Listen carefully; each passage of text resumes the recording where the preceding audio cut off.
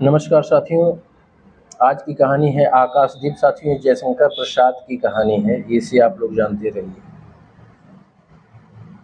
साथियों, ये कहानी ऐतिहासिक घटना पर आधारित है। जयशंकर प्रसाद को ऐतिहासिक घटनाओं से बड़ा ही लगाव था। इनके जो नाटक होते थे, कहानी होते थे, उसमें ऐतिहासिक घटनाओं का ही ये चित्रण किया करते थे जयशंकर प्रसाद। साथियों, इस कहानी की नायिका चंपा है और चंपा का जो प्रेम दिखाया गया है वह आदर्श प्रेम है। इसलिए साथियों, इसे आप आदर्शवादी कहानी भी कह सकते हैं। साथियों, आकाशदीप कहानी संग्रह की बात करें तो 1929 में ईस्वी में भारती भंडार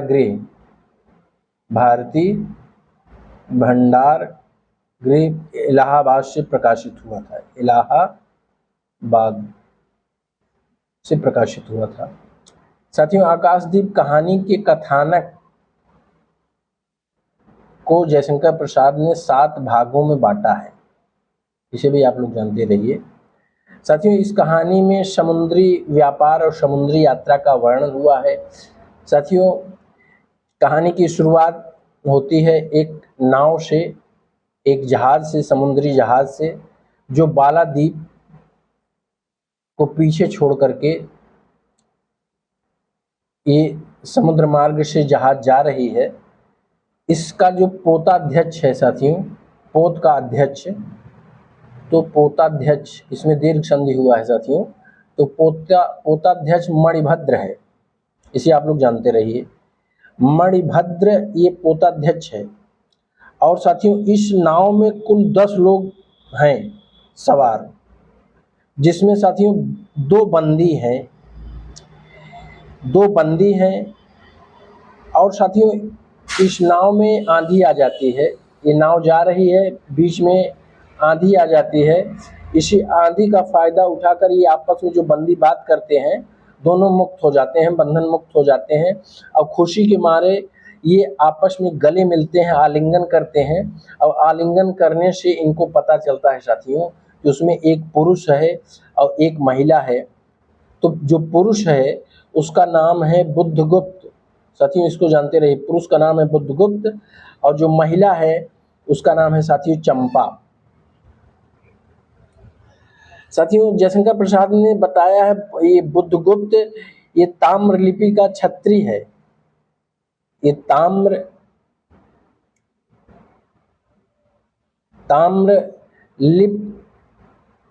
का छत्री है साथियों, लेकिन इसकी संगत गलत होती है।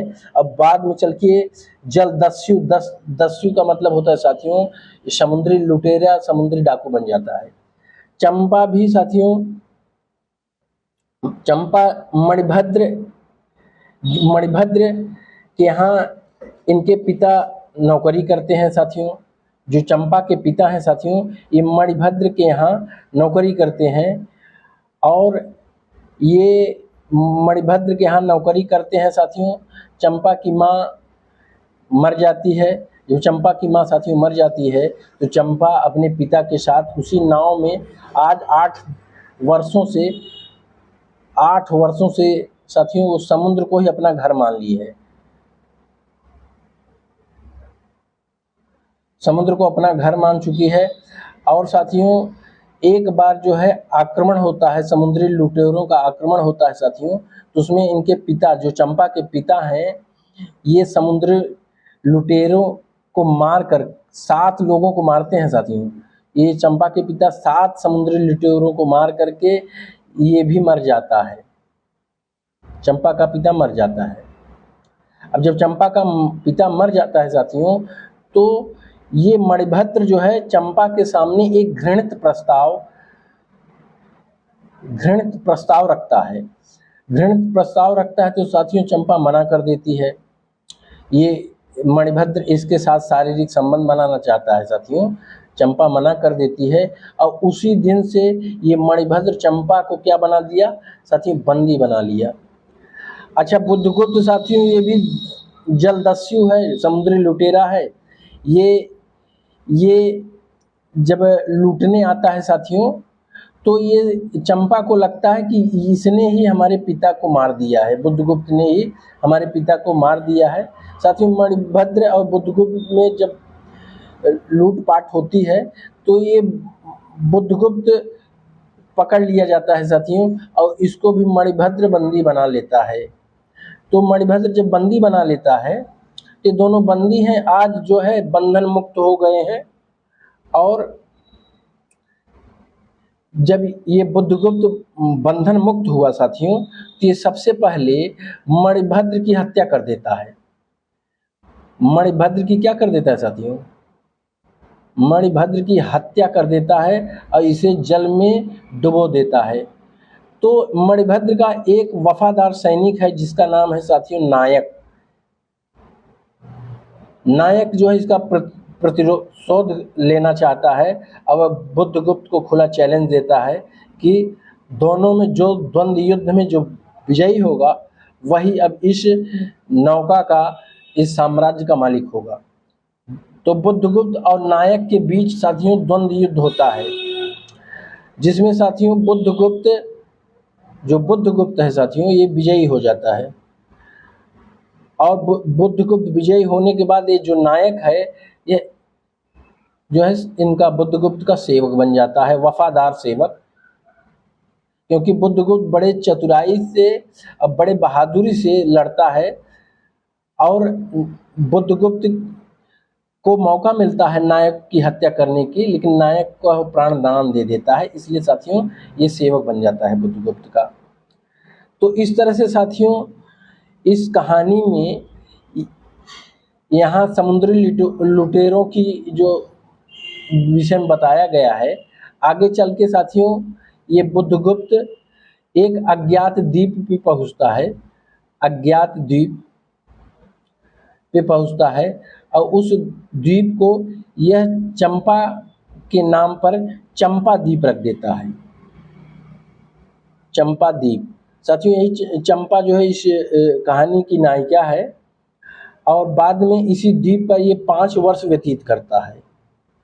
और यहाँ जो है साथियों चंपा को एक जंगली आदिवासी लड़की मिलती है जिसका नाम है जया, और यह जया जो है चंपा को अपनी महारानी मानती है। और जया एक दिन विवाह समारोह का आयोजन करती है जैसे आदिवासियों में होता है। तो साथियों जब ये बात चंपा को पता चलती है तो चंपा इनकार कर देती है।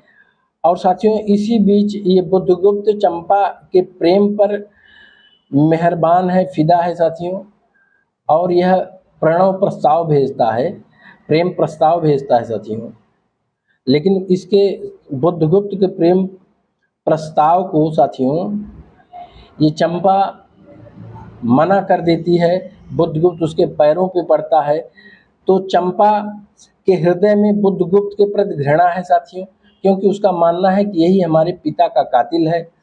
और बाद में जब वह उसके पैरों पर पड़ने लगता है, पैर पकड़ लेता है, तो चंपा जो अब एक कटार जो है छिपा के, कृपाण जो है छिपा के रखती है साथियों, उस कृपाण को फिर वह जो है फेंक देती है समुद्र में और बुद्धगुप्त को माफ़ कर देती है। अब बुद्धगुप्त से वह कहती है कि तुम भारत लौट जाओ, तुम भारत लौट जाओ, मैं आपके साथ जाने वाली नहीं हूँ, मैं यहीं रह करके जो दीप जलाया करूँगी, दीप जला